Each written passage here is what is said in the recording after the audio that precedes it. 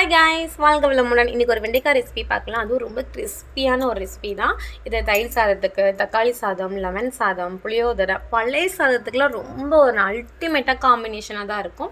பசங்களும் விரும்பி சாப்பிடுவாங்க. ஆக்சுவலாக வெண்டைக்காய் சாப்பிட்டா நல்லா கணக்கு போடுவோம் அப்படின்னு நம்ம ஸ்கூல் படிக்கும் போது நம்ம மிஸ்ஸில் நம்மளும் சொல்லியிருப்பாங்க.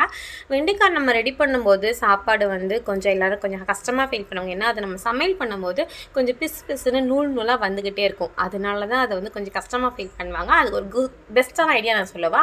நாளைக்கு நம்ம வெண்டைக்காய் ரெசிபி ரெடி பண்ண போகிறோம் அப்படின்னா முதல் நாள் நைட்டே நல்லா வாஷ் பண்ணி அந்த ஈரத்தன்மைலாம் கொஞ்சம் நல்லா காஞ்சதுக்கப்புறம் கட் பண்ணி ஒரு பேப்பரை விரிச்சு இல்லையோ ஒரு பிளேட்லேயோ நல்லா காய வச்சுருங்க. அந்த ஃபேன் காற்றுல நல்லா உணர்ந்ததுக்கப்புறம் மார்னிங் நீங்கள் சமையல் பண்ணும்போது 100% அந்த நூலாக தன்மை இருக்கவே இருக்காது. ஸோ குயிக்காக ஈஸியாக சமையல் பண்ணிடலாம். ரெசிபி தயார் பண்ணுறதுக்கு தேவையான திங்ஸ் என்னெல்லாம் வேணும் அப்படின்னா சோயா மாவு, கடலை மாவு, உப்பு, மிளகாத்தூள், இஞ்சி வெள்ளைப்பூடு பேஸ்ட்டு, காயப்பொடி, சால்ட் இதெல்லாம் போட்டு நல்லா மிக்ஸ் பண்ணி ஒரு 1/2 hour ஊற வச்சுருங்க.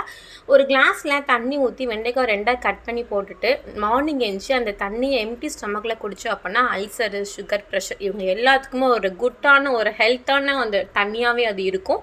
ஏன்னா அந்த பிசு தன்மை தண்ணியில் அப்படியே இறங்கியிருக்குமா. ஸோ நம்ம மார்னிங் குடிக்கும் போது நமக்கு என்ன ப்ராப்ளம்லாம் இருக்கோ அது உடம்புல எல்லாமே சரியாயிடும். கண்டிப்பாக ஃபாலோ பண்ணி பாருங்கள்.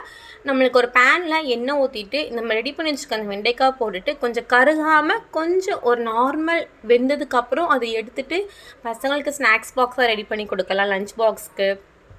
அதுக்கப்புறம் ஈவினிங் டைமில் ஒரு டீயோ ஒரு காஃபியோ ஒரு பாலோ குடிக்கும்போது ஒரு பிளேட்டில் வச்சு சாப்பிட்டோம் அப்படின்னா ரொம்ப டேஸ்ட்டாக இருக்கும். ட்ரை பண்ணி பாருங்கள்.